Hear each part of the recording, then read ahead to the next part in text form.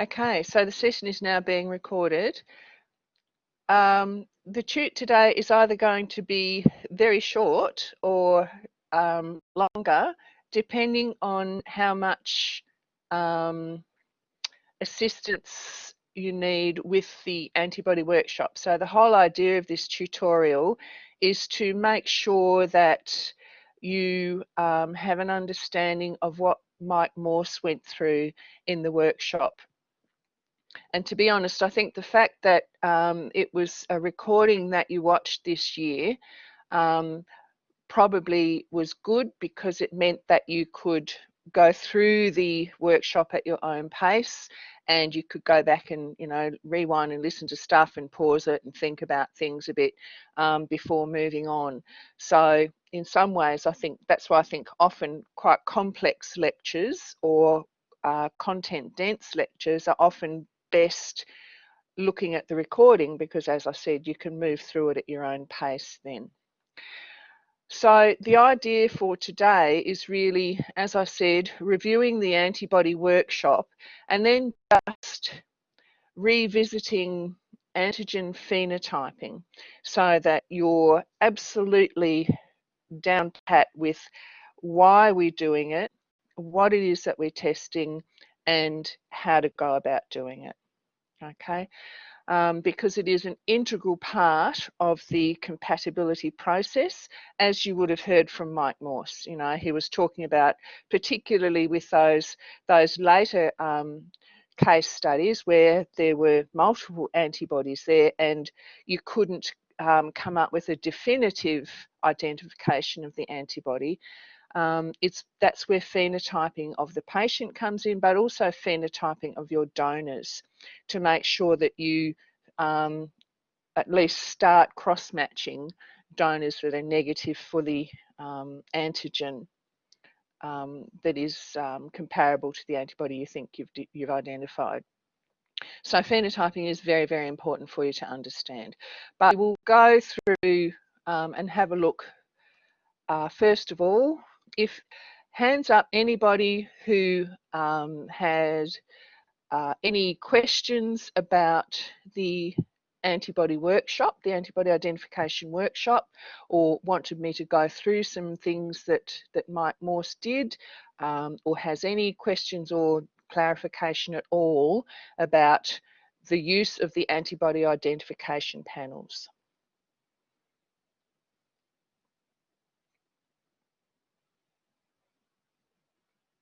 Nobody. So you're all experts. This is brilliant. Well, we're going to have a really short shoot then, aren't we? Amanda. So which bit do you want me to go through, Amanda? Is there a particular bit? I'm just going to talk. Much easier. Like, I found like when during the recording, he would like point out two things and we can't actually see what he's pointing out. Right, okay. So that's why it was a bit confusing to me. Mm-hmm. I don't really get like how, you know, sometimes, I guess it's the homozygous and heterozygous things, like how sometimes you can completely cross out the antigens or like the antibodies, but sometimes you can't. Yeah. So that is a bit tricky, and I think also that's where I was really pleased, Jordan, that you asked that question about the rule of two, because and again, my answer might have been a little bit vague, but in the laboratories, they do look at the rule of two as a way to identify an antibody, and that's why in some of the cases that Mike said that he had the antibody identification as being probable, and it's all around that rule of two thing. We don't tend to use the rule of two when we're teaching you, because it is a further complication in things that are already complicated. And as Amanda says, it's you know, it's sometimes you can cross it off and sometimes you can't, and how do you know when, sort of thing, you know.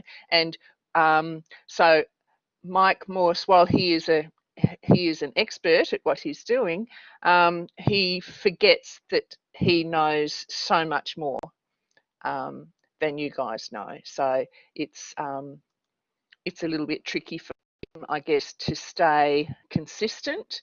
And because with antibody identification, it is a little bit inconsistent and a bit, you know, case by case basis. But yep, so I'll go through it with you. So I'll share my screen and we'll just go through it. And then if you put your hands up when you come to a spot where you want me to stop and explain stuff for you.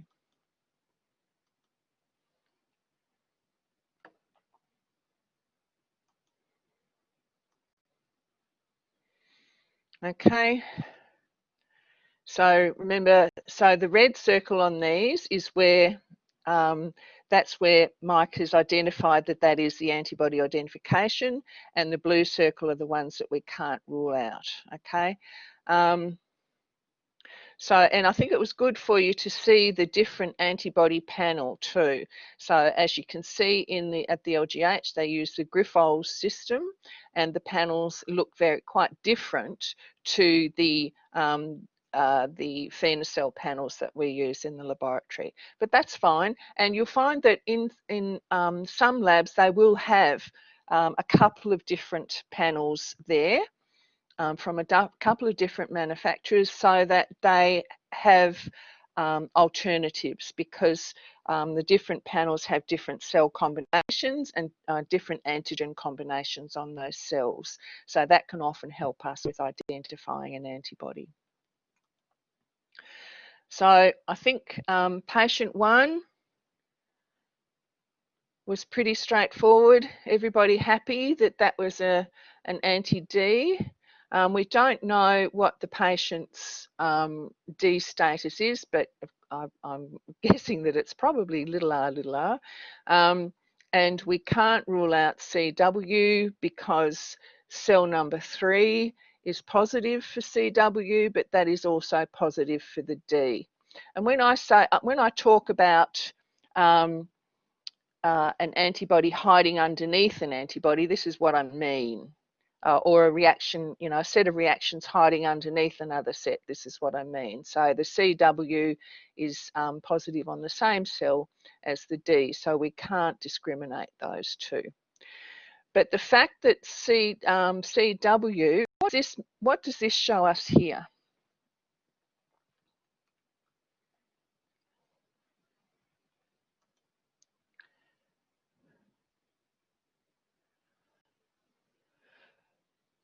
So you can cross off CW if panel cell 3 is negative, because that's the cell that is positive for CW. So there are a lot of rare antibodies that we can't exclude. That's quite right, Z. And so this is where your knowledge about high incidence antigens and low incidence antigens and the likelihood of high incidence antigens and low incidence antigens stimulating antibodies comes into play. Okay? So we can say that we can't rule out CW, but because it is, what is it? Is it a high incidence antigen or is it a low incidence antigen? CW is a low incidence antigen. So CW is a low incidence antigen, so it is unlikely that it's CW. Okay, and so because this patient has an anti-D, we would give them D negative blood. So we would organise D negative blood for a cross match, and then we would cross match that blood. So in second half of semester, you'll do a lot of cross matching. So that's when we mix donor red cells with patient plasma. And so if we had a CW positive donor, and they reacted with it, you know, we had a donor that was, I'll start again, sorry. If we had a D negative donor that still reacted with our patient, then we might think, aha, perhaps there actually is an anti-CW there. But the likelihood of it being a CW is very low. And so that's why we use that term unlikely. So does that make sense? So that's why when we look at Mike's answer, you can see here that he's quite confident that this antibody is an anti-D, but you can't rule out CW. Okay, because we weren't able to cross off CW.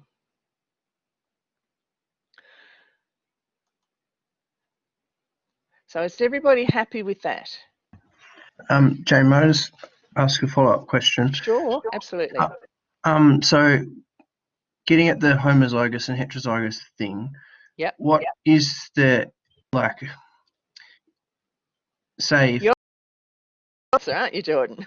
Oh, not particularly. I'm just trying to phrase my question. So, like, say with big D, no, that's a bad example. Say big C, then the antithetical antigen is little c, right? That's correct. What's the antithetical antigen for CW? There is one. So there's not always antithetical antigens. okay, so then Okay. how can we know if the donor cell is homozygous for CW? We don't. So Right. all we know is that, well, because there isn't an antithetical antigen, then the donor cell is we presume that the donor cell is homozygous for CW. Okay. It's only when you've got your definite pairs on here that you think about that homozygous heterozygous thing. Okay, thank you. Okay, so I think perhaps if we start sort of right back with basics, and so remember that we talk about the pattern match. So check to see if you've got a perfect pattern match, which we do with the D, and then see if there is anything else that could also be included within that pattern, and in this case it's the CW. The crossing off of the negatives helps you to eliminate all of the other antigen or antibody identifications that it can be, except for the big C and the big E.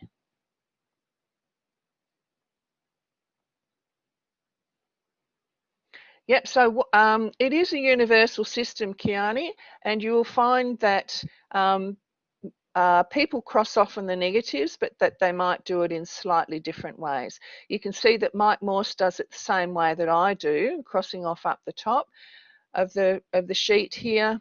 For those of you who attend the face-to-face practicals, you'll find that Melina actually crosses off in the body here. So while the system overall is universal, the way in which people apply it may be slightly different. And I don't mind how you do it, as long as you understand what you're doing and you get the right answer. Blood Bank Guy has a really great video on crossing off. The Blood Bank Guy blog is really, really good. So I do recommend that to you.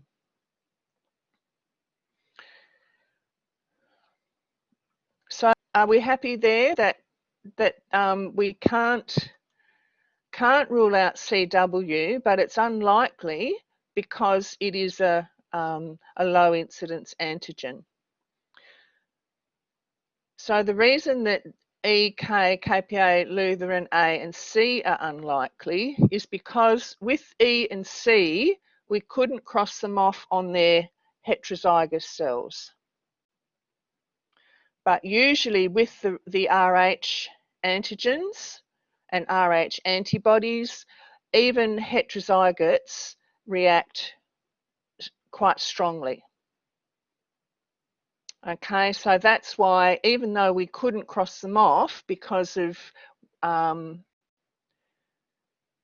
every time, so for this one, for example, so on cell 8, that was big C positive and little c positive.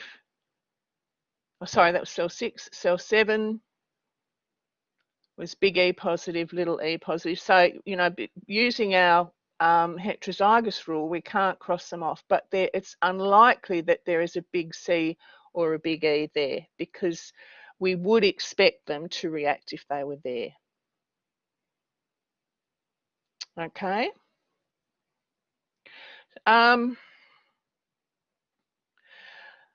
Certainly, I would phenotype for KEL, Luke, definitely.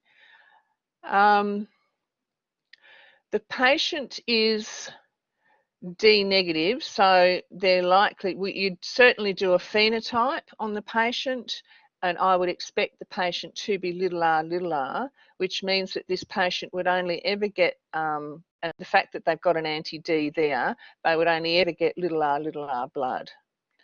So really, even if it was a big C or a big E, it's not going to cause any issues with the patient. But that's where phenotyping comes in, and Mike Morse talked about phenotyping in terms of finding, screening for compatible donor blood that you would then cross-match with the patient. But as we have discovered, phenotyping is also a really good way of trying to eliminate any antibody identities that we can't eliminate using the panel.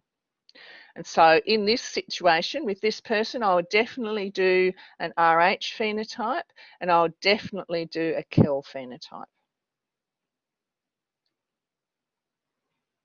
Okay? Because they're probably the main ones that you want to see if you can rule out. Any other questions on that one?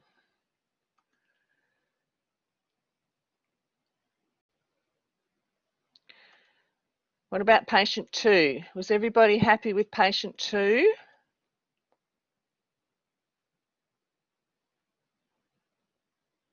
Did everybody get that it was an anti-JKA? And again, it says can't rule out KPA, and this will be because the pattern for KPA, so again, so is KPA high incidence antigen or low incidence antigen?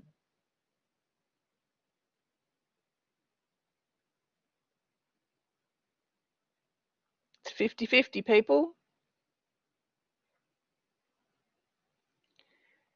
So what do we mean by high incidence antigen, Amelia? Remember, on the panel, this is showing us what antigens are on the cells. So this is a low incidence antigen, okay? Because when you have a look at these cells, there's 11 cells in this panel, and only one of those cells is positive for KPA.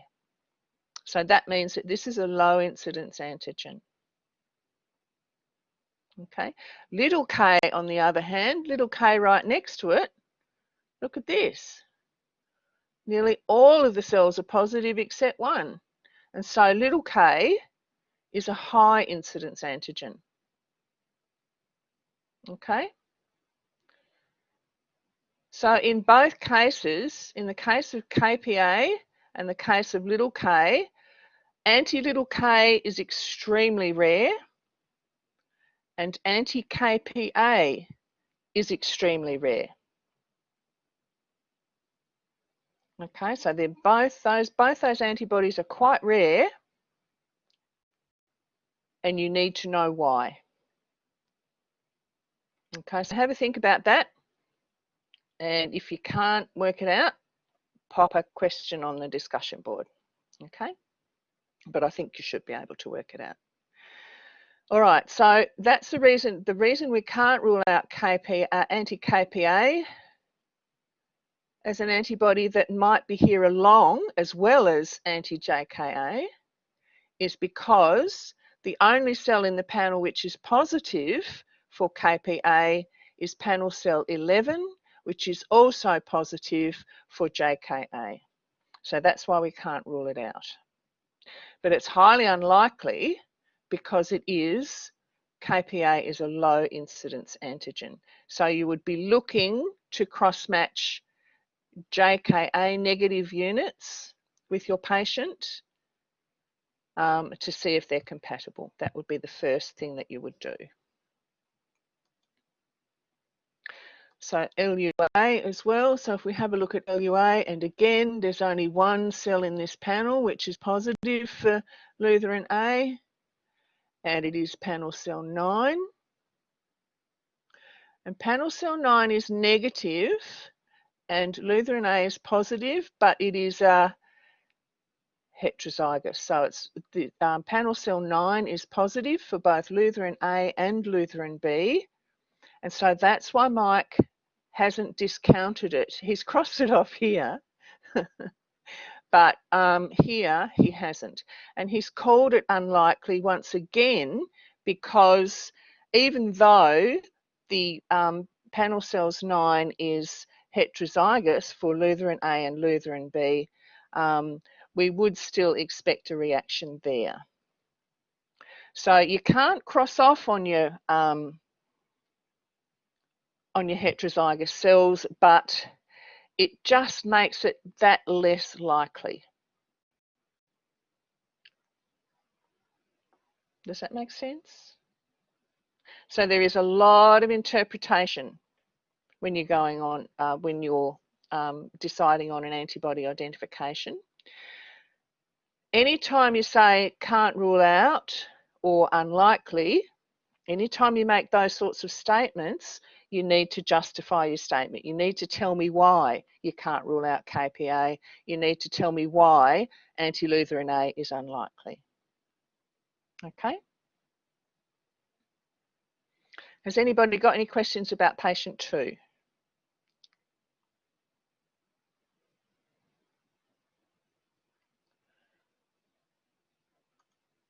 Patient 3, are we all happy with patient 3? That was pretty straightforward, wasn't it? That was a nice easy one for him to put in. So only one of our screening cells was positive and only 2 of our panel cells was positive. And of course, that's something that I haven't focused on with the first 2 cases, is that when you're trying to determine your antibody identity, you can go back to your screen as well to see if you can find if there are any cells in your screening cells which can assist you with crossing off on here as well. So remember, we have a quick look at our screening cells to give us an idea of what the antibody might be. And then we use our panel cells to further elucidate the identity of the antibody. Okay, so you can. That's why Mike has included the screening cells in each of his cases here. And of course, the more negative reactions you have, the easier it is to work out the identity of your antibody. As Mike said, it's when you get the reactions where you've got all 3 screening cells come positive and you've only got a couple of your panel cells that are negative. That's when things start getting really hard because you just don't have those negative reactions that can help you to eliminate antibody identification. But this one I think was quite a straightforward one. Has anybody got any questions about patient 3?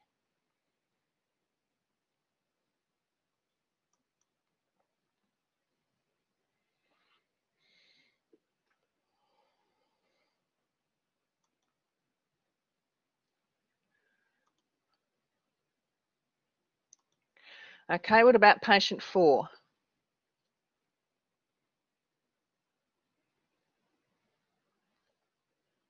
I think that one was fairly straightforward too. So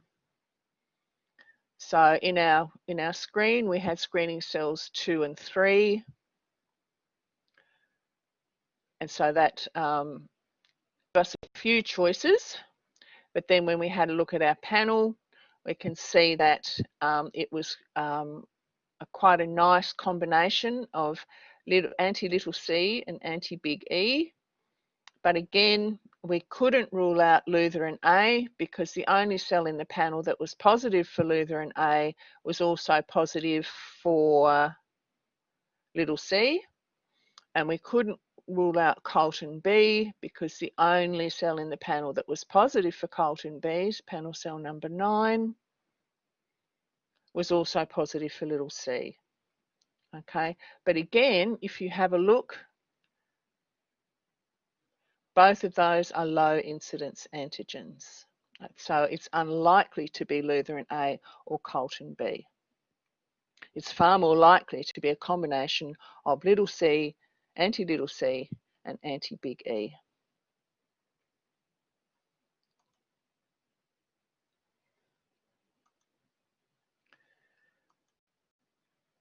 So he's actually got anti-little c there, but can't rule out big E.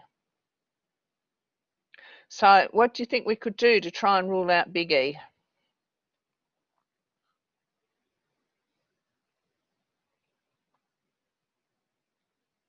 Phenotyping with the big E, big C, small c.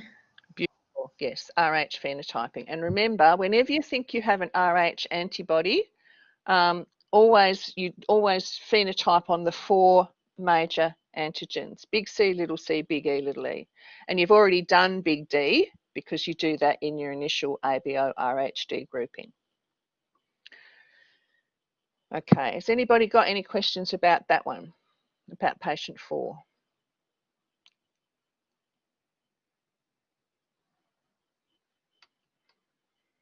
Okay, patient 5. So looking at the pattern here, so it's 1, 3, 4, 5, 6, 9, 10, 11, and just quickly jumping across to little s, we can see that it is a perfect match for little s, and we've got 1, 2, 3 negative cells that we can use here to cross off. And crossing off on the negatives, we can see here that big E has not been crossed off. CW cannot be excluded, neither can KPA, Lewis A, Lutheran A, and Colton B. But the main contender is anti-little s, because that is a perfect match for anti-little s. Okay.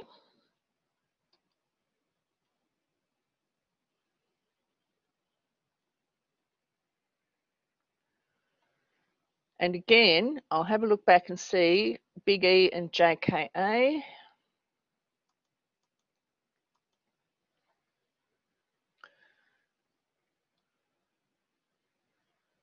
So if we look at the negative, first negative here, that's negative for JKA, negative for big E, number 7. So this is why he said that JKA is unlikely, because panel cell 7 is homozygous for JKA, JKB.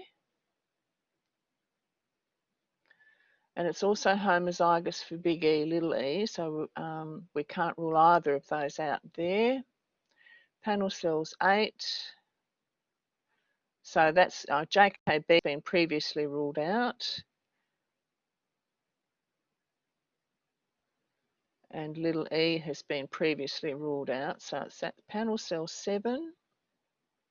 So that's why it's unlikely to be anti-JKA or anti-big E, because the reason that we couldn't rule those two out is because of the fact that the cell that they were positive for that was negative for our patient was heterozygous for those two antigens.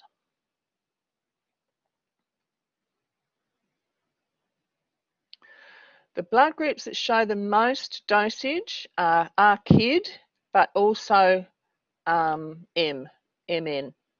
And when we have a look, if we can just jump to this one, this is the one that is the anti-M that's showing dosage. And so this is what we mean by dosage. So you can see here,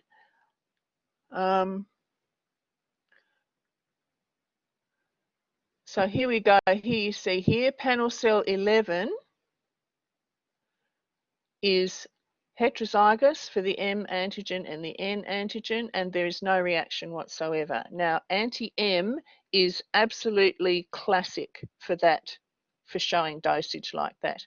Often what will happen with the other antibodies, so for example, a JKA or a JKB, they will show a reduced reaction. So instead of being, say, a 10 or a 12 with a homozygous cell, so for example, we had an anti-JKA, it might give us a 10 or a 12 with a homozygous JKA cell, but it would only give us, say, an 8 or a 5/8 for a cell that had both the JKA antigen and the JKB antigen. So usually what we get with dosage is a reduction in the reaction strength, and that's why we impress upon you the need to grade your strengths of reaction, because it's in the grading of those strengths of reaction that you detect whether or not you might have a cell that's showing dosage, or an antibody that's showing dosage with a heterozygous cell, and because that reaction is weaker than reactions of the antibody with a cell that is homozygous for the corresponding antigen. Okay, so that's why it's really important to grade your reactions and not just write a positive or a negative. But as I said, anti-M is probably the one that is most likely to not react with a heterozygous cell. The others will give you reduced reactions. Okay, so I was really pleased that Mike put that one in, because it's important to see. Okay, let me see. Oh, I know why. Thank you, Poppy. Brilliant question. Back to patient 3. Okay, so KPA is here. So the reason that he hasn't discounted anti-KPA is because there is only one cell on the panel that was positive for KPA.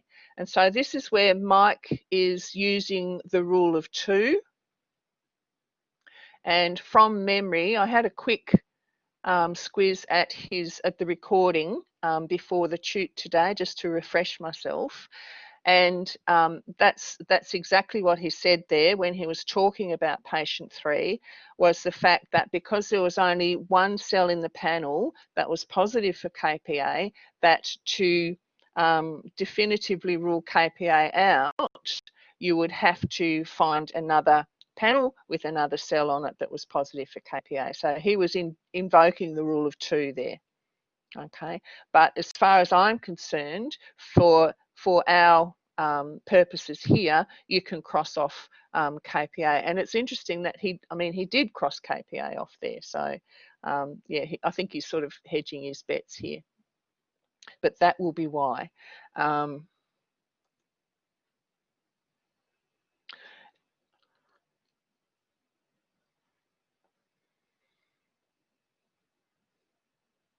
So as I said sorry, yeah.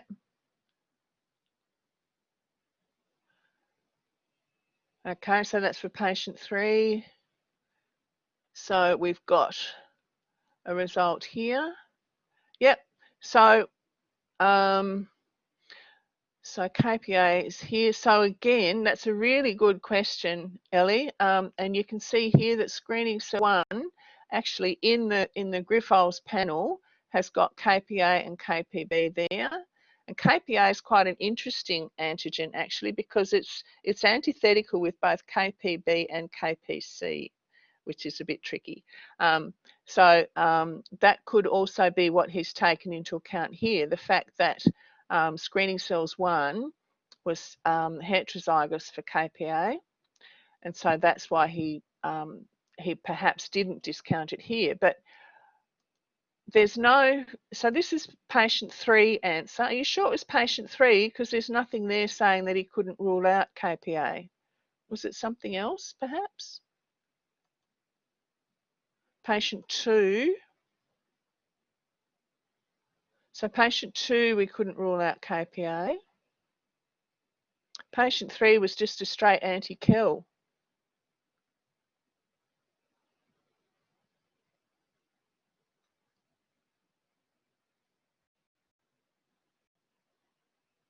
Patient 4?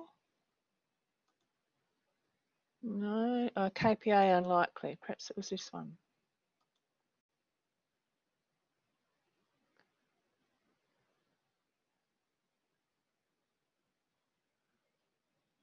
So in patient 4, there's one cell that's positive for KPA, which is the same cell that's positive for anti-little c.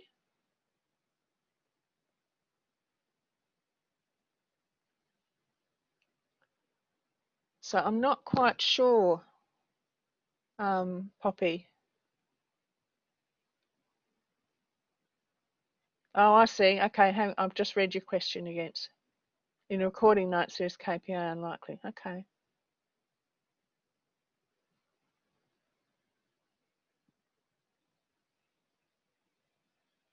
Right. Oh, that's a little bit different to what's here, isn't it?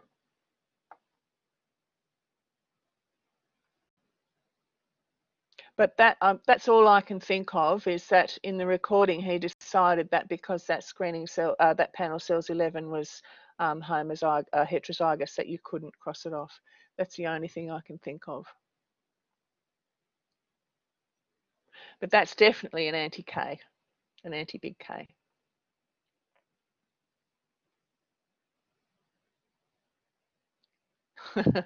Thank you for that. Okay, so what are we up to? So that one we talked about anti-little c. Again, doing your phenotyping it would be quite useful there. And the other thing too that you would do is you would either have a look and see if you can find some other panel cells that are negative for the big E. Negative for little c and positive for big E to react your plasma against, or even have a look and you'd be phenotyping your donor units anyway, and if there were any donor units that were little c negative, big E positive, you could try reacting that with your patient as well. And usually the RH phenotype is actually written on the blood bags.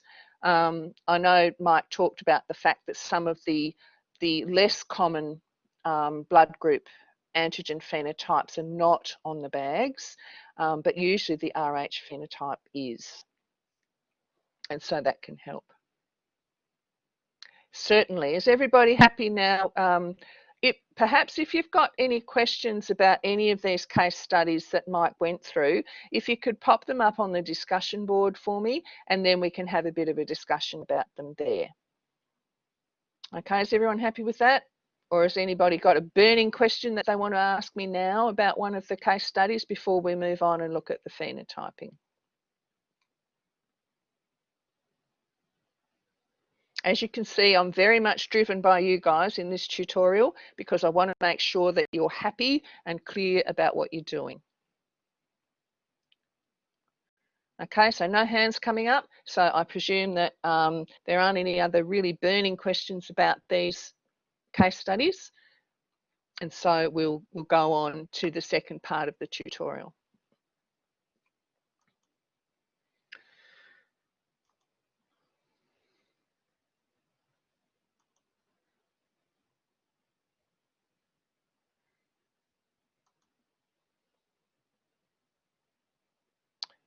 Yes, Luke?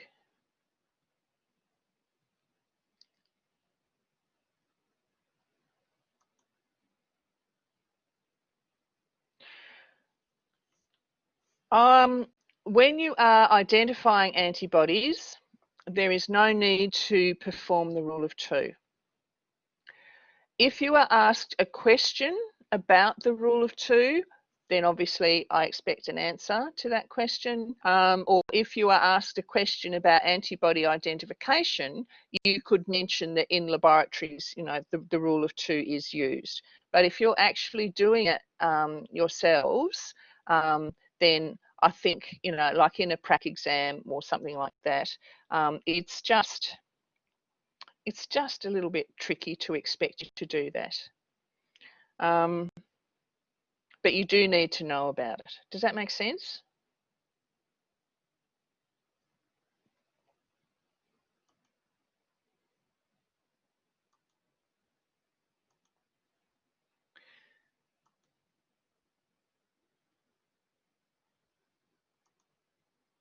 Okay, so we'll go and look at antigen phenotyping now. Most of this should be very familiar to you. I just wanted to make sure that there weren't any misconceptions or any points that needed clarifying. So I thought I'd put this slide up because the bits in black at the top there, you've done all of that already this semester. And here we are in week 5. And you've even really started on the phenotyping as well. I haven't clicked share, have I? There we go. Can you see it? It'll come up in a minute. There we go. It's always that extra click. Okay, so here we are. This is our preview. So you've done your QC. I haven't received any emails at all from people about clarifying anything to do with the QC, about ABO or RHD blood grouping, about antibody screening or antibody identification. Please, I implore you again, if you've got any concerns about your ability to do this, then please let me know. I think from feedback from Melina is that you're all going quite well in the face-to-face sessions. Some of you are a little bit slow, so perhaps in the second part of semester, that's something that you can work on, being a little bit more confident about your methodology and making sure that you give yourself time limits to do things. But she seems to think that everybody looks quite happy and confident in what they're doing. Again, if you're not, please ask. You know, Melina's a lovely, open, gentle person, easy to approach, and she's more than willing to help you. So as we've been talking about, and as you have been given the results for the blood group phenotyping, they're very important because they can help us with antibody identification in the patient's plasma, and they can also help us with donor compatibility. And so we need, if a patient has developed an antibody in their plasma, an unexpected antibody, and that we have identified, then we need to make sure that any time they are given a blood transfusion, that they are given blood that is negative for the antigen that corresponds to their antibody. That's really important, and that's where blood group phenotyping comes in.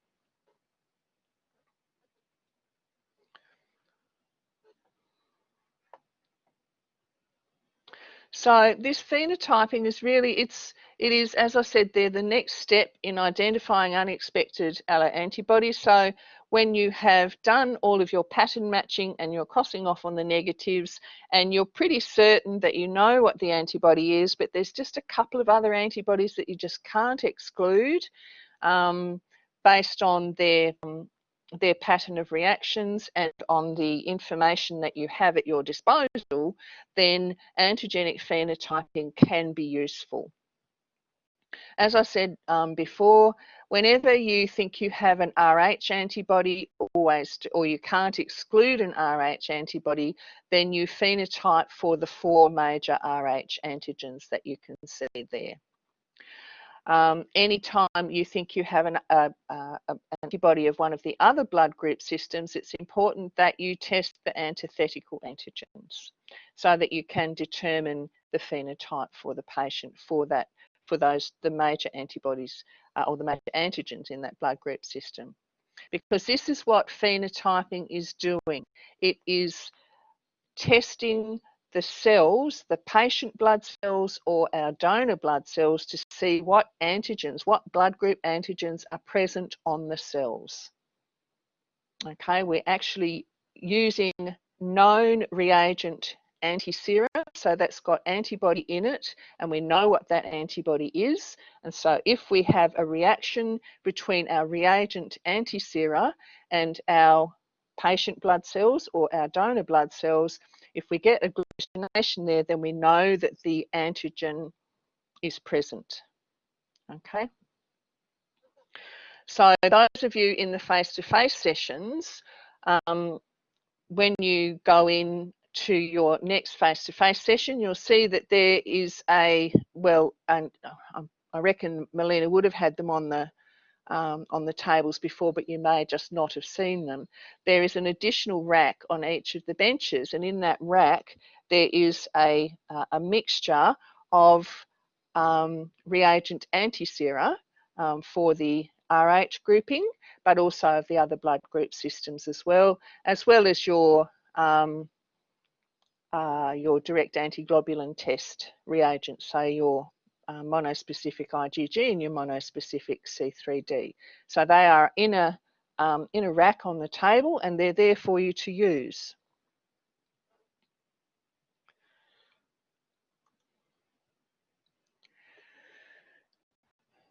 The majority of the phenotyping reagents are actually monoclonal IgM reagent antisera. So even though you can see in this list here that many of these antibodies we know are actually in nature IgG, occur mainly IgG, and so we classify them as IgG.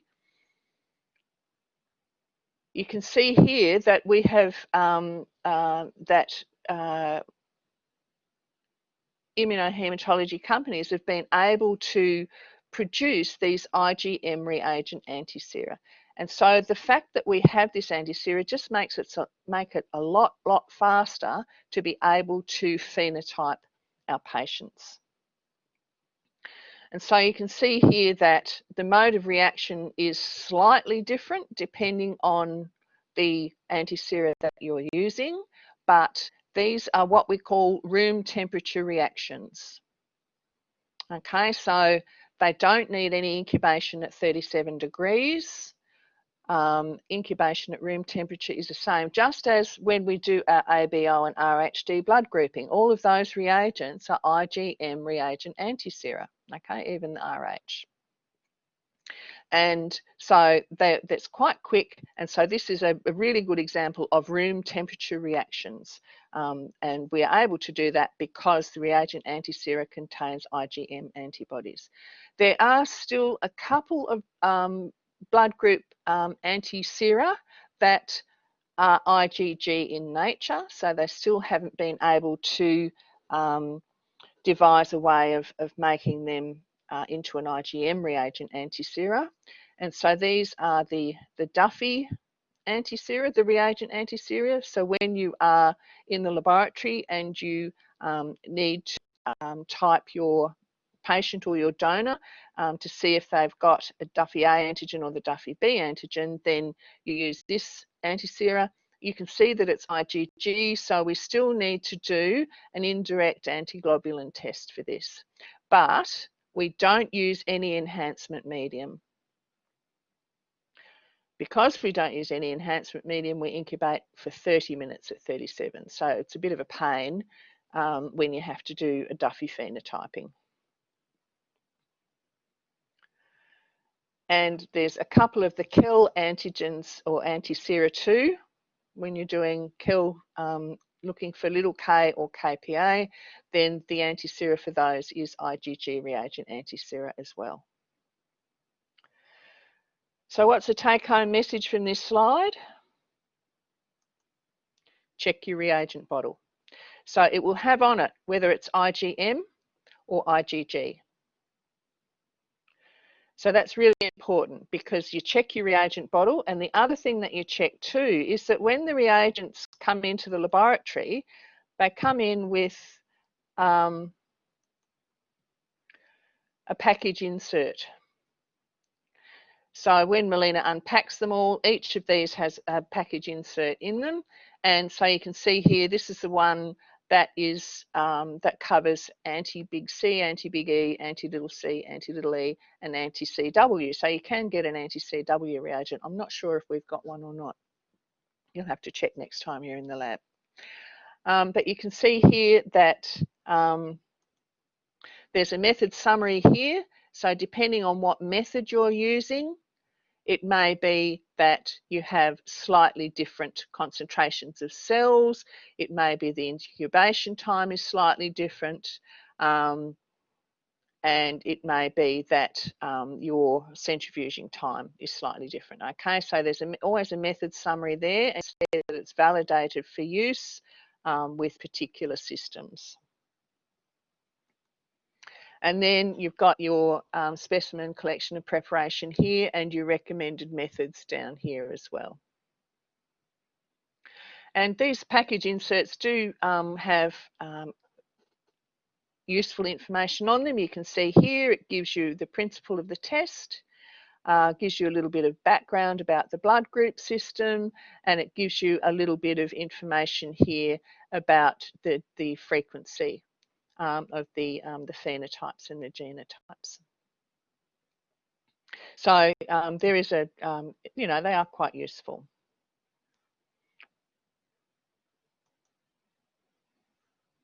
So in general, with your phenotyping, of course, the number of tubes per patient, if you're doing the tube method, depends on the blood group system being tested.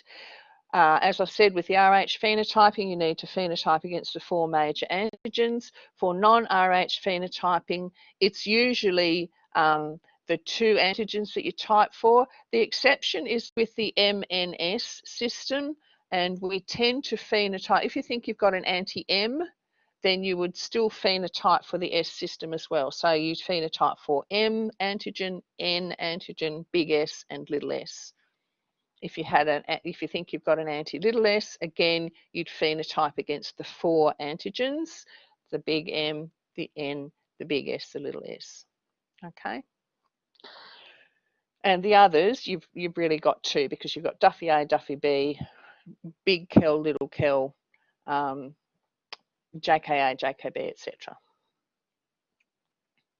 You always include a positive control. Always, always, always include a positive control, and it has to be heterozygous for the target antigen. And so with the RH phenotyping, you would use a positive control that was positive for the big E and positive for the little e. So it would have both the big E antigen on it and the little e antigen. For the C, you would use a cell that had both the big C antigen on it and the little c antigen. So sometimes you can use your screening cells. So check your screening cell sheet to see what antigens are on your screening cells. Sometimes you need to use one of your panel cells. Does that make sense to everybody? We also need to use a negative control for each of the cells. So it doesn't matter which of the screening cells or the panel cells you use, as long as that cell is negative for the antigen that you're typing for.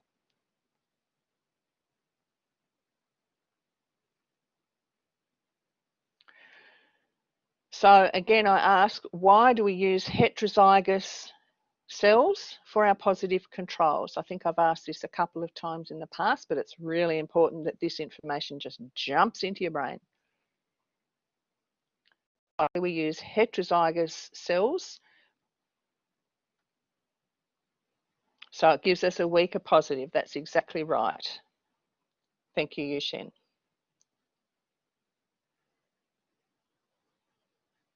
So we want to know if it is, we want to know that we're able to detect our heterozygous antigens, therefore our positive controls are heterozygous for the antigens. And so if you're doing an RH phenotyping, you're going to end up with 12 tubes, because you're going to end up with 4 tubes for the patient, for the big E, big C, little c. You're going to end up with 4 positive control tubes, a separate tube for each antigen being tested, and you're going to end up with 4 negative control tubes. Okay, so for the RH phenotyping and for the MNSS phenotyping, you're going to end up with 12 tubes to do those phenotypings. Everyone happy with that? And for the other ones, you'll end up with 6 tubes, because you've got two antithetical antigens that you're testing. So 2 for the patient, 2 tubes for the positive controls, and 2 tubes for the negative controls. Yep, good. So then we've just got a couple of examples here for you to have a look at with the phenotyping.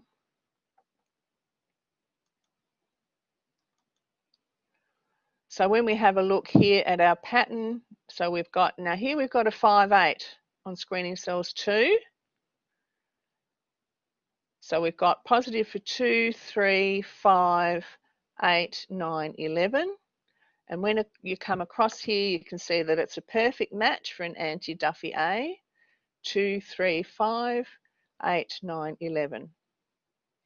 But you can see here that there is a difference in our strengths of reaction. So we can see here, screening cells 2, which is heterozygous for Duffy A, is weaker. Screening cells 9, heterozygous for Duffy A, is weaker. Okay, so that's showing dosage. We can't discount the Kel. We can here.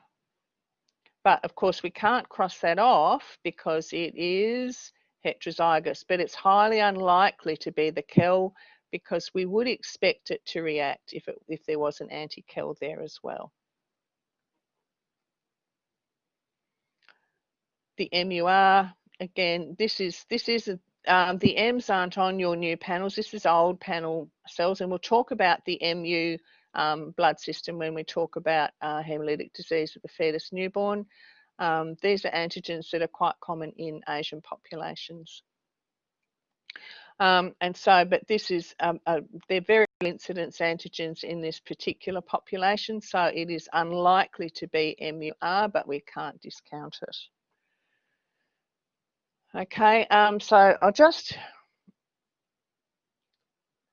we've run out of time, I can see, so we'll stop it there, and there are just a couple of questions that I wanted you to do, some exercises that I wanted you to do at the end of this if we had time, but what I'll do is I'll pop them up on the discussion board.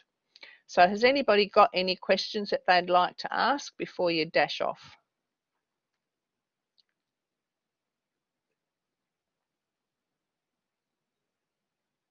Luke?